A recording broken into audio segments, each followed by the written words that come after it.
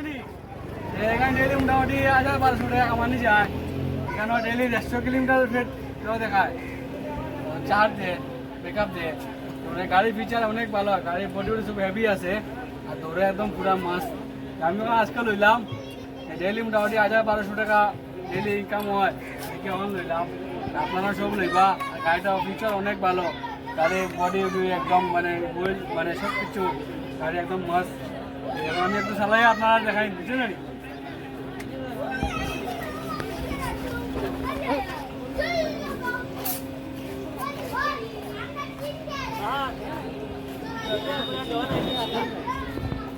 গিয়া মহিন্দ্রা প্লাস যেটা কেরিও প্লাস যেটা ওটা হইল 3,58,838 টাকা। ডাউন পেমেন্ট মিনিমাম হইল 60,000। বর্তমানে আমাদের অফার আছে 15,000 টাকা cash discount plus insurance registration free. কি আপনি 60,000 দেওতে 15,000 টাকা প্লাস হবে আপনার ডিপির লোকে, ওটা হইব না 75,000। আপনার 11,200 টাকা করবো কি আপনার ইএমআই 41 মান্থ পাবো আপনার ইএমআই হয়েছে। আর 150 কত দাম? 150 কথা কইছি। আর 130 কত? 130 দিলে 10,000 ক্যাশ ডিসকাউন্ট আর ইন্স্যুরেন্স রেজিস্ট্রেশনটা ফ্রি আছে, পূজার লাগবে অফার। আপনি 50,000 দেবো প্লাস 10,000 নিয়ে 60,000 হয়ে যাবে আপনার ডাউন পেমেন্ট। আর লগে আপনার কারেন্টের উপর আছে 2,500 হোম ইনস্টলেশন যেটা, ওটা আপনার ডিপির সঙ্গে ঢুকি যাবে, আপনার একটা দিতে লাগবে না। ঠিক আছে। सपने दे रिसर्च करके दिखाने आया पैसा। জানি না রাকেশ কোথায় গেল। 10 মিনিট বলেছিল, কিন্তু 20-25 মিনিট পরে ভাইয়ের কোনো খবর নাই, ফোনটাও বন্ধ করে রাখছে। করে দে রোশন ভাই, আমার একটু দেরি হয়ে গেল। তুই এখন কখন থেকে দাঁড়িয়ে আছিস? আরে ভাই, আমি তো ওখানে সময়ের আগে পাইছি, আর তুমি 10 মিনিট কই আধা ঘন্টা লগাই দিছা।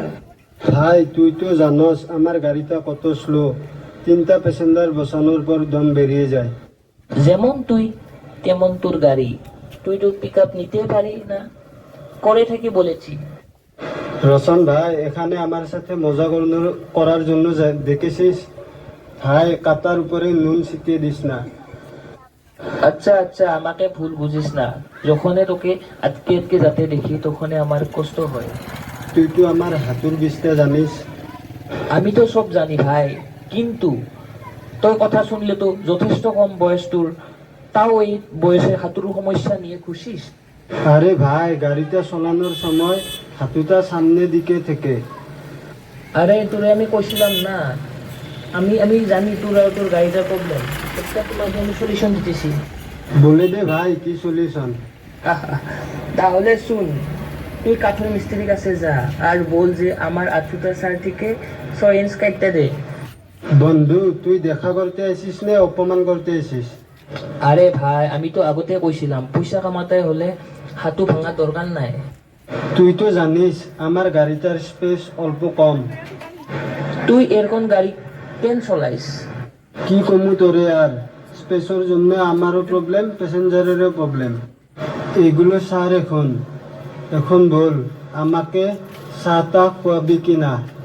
হ্যাঁ হ্যাঁ ভাই, কেন খোয়াবো না, জলে খোয়াবো আর চাও খোয়াবো, আবার তোর স্টাইলে। আরে ভাই, তুই তো এটাই স্টাইল। আমার স্টাইল? আমি কিছু বুঝলাম না। আজকে শুন, তোর প্রবলেমের জন্য সলিউশন দিতেছি, ভালো করে শুন তুই। একত মন দিয়ে দেখ ভাই, ড্রাইভারের জন্য কত জায়গা রয়েছে। আমি তো 30 ইঞ্চি দেখতে পারছি। এখন এটাকে আরো ভালো করে দেখ আর বল এটা কত ইঞ্চি। এটা সিটের সামনে 14 ইঞ্চি দেখেছিস? মানে ড্রাইভারের রাখার জন্য 30 ইঞ্চি আর তাকে আরাম করার রাখার জন্য 14 ইঞ্চি। এবার এই তাকে দেখায় যে তোরটায় কত জায়গা রয়েছে। ওটাই তো অনেক জায়গা রয়েছে। ড্রাইভারের পিঠ থেকে হ্যান্ডেল পর্যন্ত 30 ইঞ্চি আর শুধু পা রাখার জন্য 14 ইঞ্চি। মানে 6 ইঞ্চের পার্থক্য রয়েছে। এই পার্থক্যটা তুমি তখনই বুঝতে পারবে যখন তুমি মহিন্দ্রা ট্রিও প্লাসে ড্রাইভার সিটে বসবে।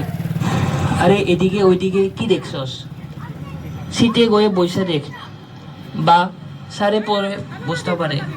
ঠিক বলেছ বন্ধু, এর মধ্যে তো অনেক জায়গা রয়েছে। আমার হাতু রাখার পরেও একটি জায়গা রয়ে গেছে।